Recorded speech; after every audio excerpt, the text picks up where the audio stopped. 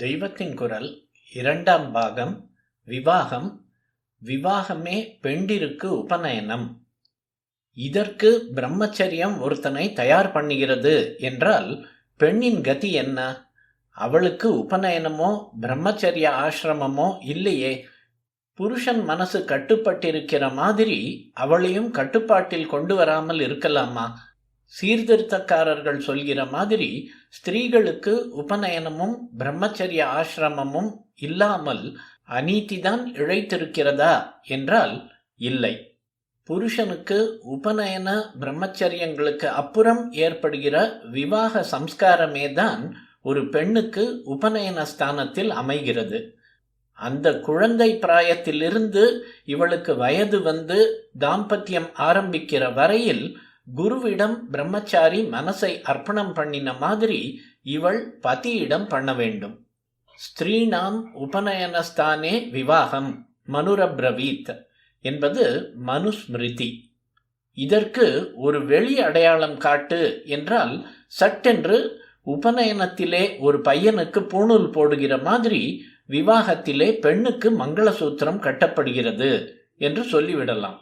உபநயனம் என்றால் கிட்டே அழைத்து போவது, அதாவது குருவினிடம் அழைத்து போய் குருகுல வாசத்தில் பிரம்மச்சரியம் அனுஷ்டிக்கும்படி பண்ணுவது என்று அர்த்தம் சொன்னேன். ஸ்திரீகளுக்கு பதியே குரு, அவனிடம் கொண்டு சேர்க்கிற விவாகம்தான் அவளுக்கு உபநயனம். அதாவது சாஸ்திர பிரகாரம் ஒரு பிள்ளைக்கு உபநயனம் செய்கிற 7வது வயசில் பெண்ணுக்கு விவாகம் செய்துவிட வேண்டும். காமம் தெரிகிற முன்பே இவள் பதியை குருவாக வரித்து விடும்படி செய்ய வேண்டும். காமம் தெரியாவிட்டால்தான் இப்படி குருவாக வரிக்கவும் முடியும். குருவை ஒருத்தன் தெய்வமாகவே மதிக்க வேண்டும் என்பதும் சாஸ்திரம் அல்லவா? அப்படியே இந்த பெண் குழந்தை சின்ன வயசில் பதியை குரு தெய்வமாக பாவித்து ஹிருதயத்தை அவனுக்கு சமர்ப்பணம் பண்ணிவிட வேண்டும்.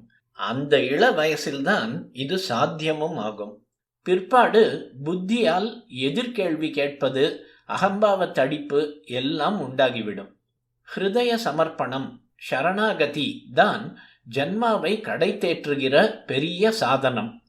கீதையின் சரம ஸ்லோகத்தில் சொன்ன இந்த சரணாகதியை தெய்வமோ குருவோ பதியோ யாரிடமோ பண்ணிவிட்டால் போதும். அப்புறம் தனக்கென்று ஒன்றும் இல்லை. நாம் யாரிடம் சரணாகதி பண்ணினோமோ அவர்கள் மூலம் ஈஸ்வரன் அனுகிரகம் பண்ணி விடுவான். இம்மாதிரியாக பிள்ளையாக பிறந்த ஒருத்தனை குருவிடம் சரணாகதி பண்ணும்படியாக உபநயனத்தையும் அவன் கல்யாணம் செய்து கொள்ளும் போது அந்த கல்யாணத்தையே பெண்ணாய் பிறந்தவள் பதியிடம் சரணாகதி பண்ணும்படியாக விவாக சம்ஸ்காரத்தையும் ரிஷிகள் ஏற்பாடு செய்து தந்திருக்கிறார்கள். அதாவது பெண்ணை மட்டும் மட்டம் தட்டி அவளை புருஷனுக்கு சரணாகதி பண்ண சொல்லவில்லை. அந்த புருஷனையும் விவாகத்துக்கு முந்தியே குருவுக்கு சரணாகதி பண்ண சொல்லி இருக்கிறது. அவன் எந்த வயசில் இந்த சரணாகதியை செய்கிறானோ அந்த வயசில் இவள் அவனை கல்யாணம் பண்ணி கொண்டு சரணாகதி பண்ண வேண்டும் என்பது சாஸ்திரத்தின் அபிப்பிராயம்.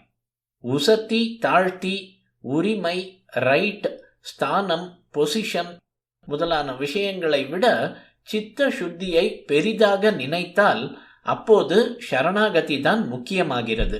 அதற்கு வழியாகத்தான் புருஷனுக்கு உபநயனமும் பெண்ணுக்கு விவாகமும் விதிக்கப்பட்டிருக்கின்றன என்று புரிந்து கொள்ள வேண்டும்.